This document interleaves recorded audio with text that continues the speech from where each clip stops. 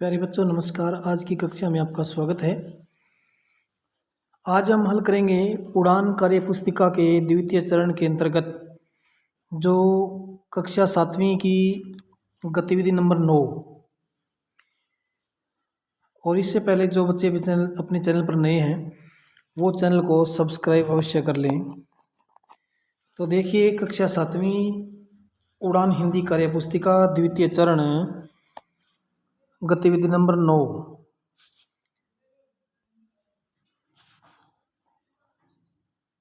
इसमें क्या है कि एक जो है छोटी सी कहानी दी हुई है। जब मेरी आँख खुली तो मैंने अपने आप को अस्पताल में पाया। हाथ पैरों पर पट्टियाँ बंधी थी और सिर में भयानक पीड़ा हो रही थी। नर्स ने झुककर मुझे देखा और पास ही बैठी हुई मेरी चाची जी से पूछा, भगवान की कृपा से बिंदु अब खतरे से बाहर है। चाची जी ने मेरे बालों को सहलाते हुए पूछा, बेटी ज़्यादा तकलीफ तो नहीं है? मैंने धीरे से कहा, नहीं। कुछ देर बाद ही थोड़ा संभल कर मैंने पूछा, माँ कहाँ है? पिताजी का क्या हाल है? तो इस प्रकार से एक छोटी सी कहानी है, गद्यांश है। करना क्या है देखिए, इस गद्यांश में कौन कौन से विराम चिन्हों का प्रयोग किया गया है, यानी यहाँ पर वो चिन्ह बनाने हमें और इधर उसका चिन्ह का नाम लिखना है। तो देखिए सबसे पहले जब मेरी आँख खुली तो मैंने अपने आप को अस्पताल में पाया। पाया के बाद क्या है, ये पूर्ण विराम है। क्या है? पूर्ण विराम। तो यहाँ पर हम लिखेंगे सबसे पहले ये चिन्ह ऐसे होता है और यहाँ पर इसका लिख देंगे नाम, पूर्ण विराम।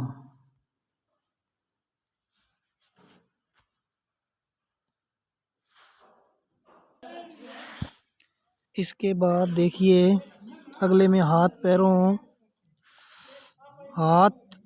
पैरों पर पट्टियाँ बंधी थी, यानी हाथ और पैरों को के बीच जो चिन्ह है, हाथ और पैरों के बीच जो चिन्ह है उसको कहते हैं हम योजक चिन्ह। तो ये लिख देंगे, यहाँ पर ऐसा चिन्ह होता है, इसका नाम होता है योजक चिन्ह। योजक चिन्ह इस प्रकार से होगा। अगले में देखिए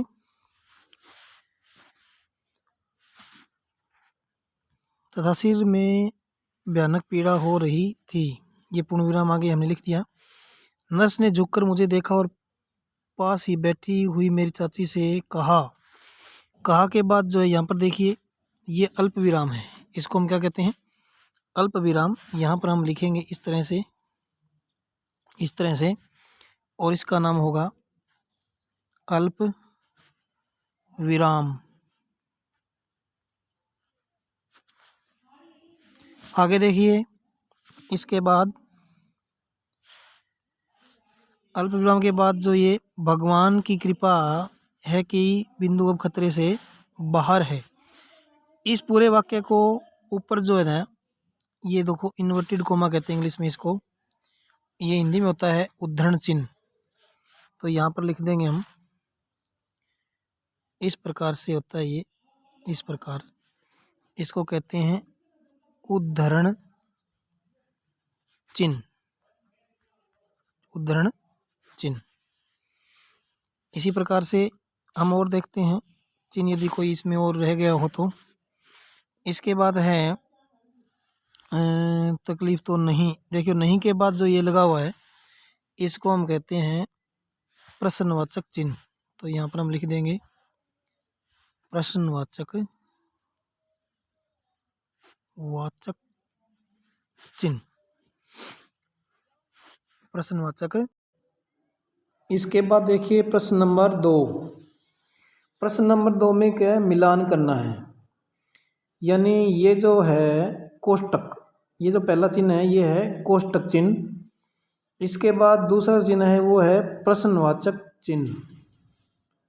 इसके बाद ये है अल्प विराम और ये है पूर्ण विराम और ये जो लास्ट वाला चिन्ह है ये है योजक चिन्ह।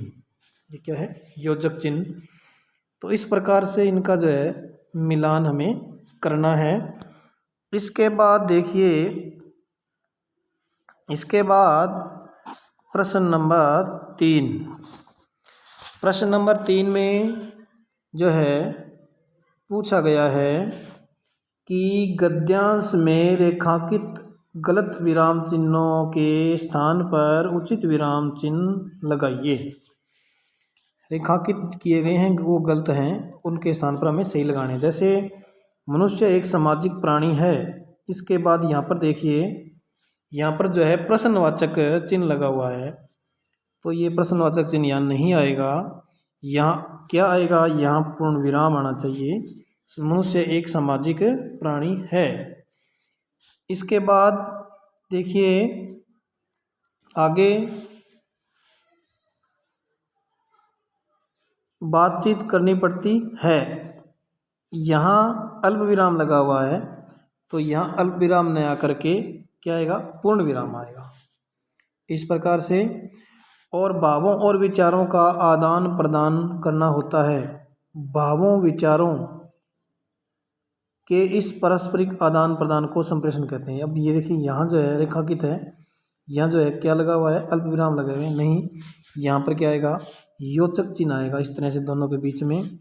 और यहाँ भी अल्प विराम लगा हुआ है, यहाँ अल्प विराम नहीं आएगा, यहाँ पर भी योजक चिन्ह आएगा। तो इस प्रकार से इनको ठीक करना है। आगे देखिए प्रश्न नंबर 4। आंखें खुलना मुहावरे का अर्थ है। वाक्य लिखकर स्पष्ट करने कि जब गुरुजी ने मुझे शिक्षा के महत्व के बारे में बताया तो मेरी आंखें खुल गई, यानी मुझे ज्ञान हो गया। ज्ञान होना अर्थ होता है इसका पता लगना। इसके बाद विराम चिन्हों का प्रयोग करते हुए किन्हीं 2 विराम चिन्हों पर एक एक वाक्य बनाएं। तो इसमें क्या आएगा? प्रश्नवाचक, वह कहाँ गया है, और इसके बाद प्रश्नवाचक चिन्ह, वह कहाँ गया है, वह क्या कर रहा है, ये सब जो है प्रश्नवाचक वाक्य होते हैं। और वाक्य प्रश्नवाचक चिन्ह का प्रयोग करना है तो प्रश्नवाचक वाक्य के पीछे ही प्रश्नवाचक चिन्ह लगता है। इसलिए इस प्रकार से प्रश्नवाचक वाक्य बना के उसके अंत में हम प्रश्नवाचक चिन्ह लगा देंगे। इसके बाद देखिए आगे है विस्मयादि बोधक। विस्मयादि बोधक, तो इसका प्रयोग जैसे विस्मय के लिए करते हैं, जैसे अरे कितना सुंदर, कितना सुंदर बगीचा है। बगीचा आएगा यहाँ पर है।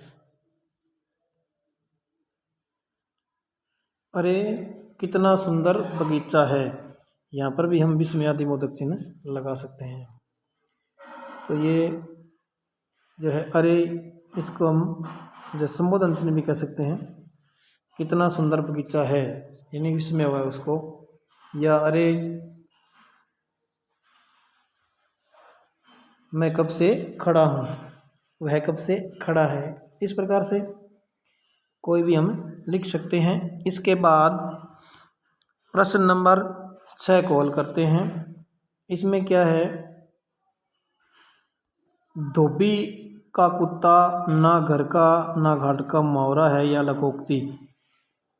तो ये लोकोक्ति है, क्योंकि जो है लोक व्यवहार में इसका प्रयोग किया जाता है, इसलिए इसको लोकोक्ति कहते हैं। इस प्रकार से इसको जो है हमें लिखना है। आशा करता हूँ आपको ये वीडियो पसंद आई होगी। धन्यवाद।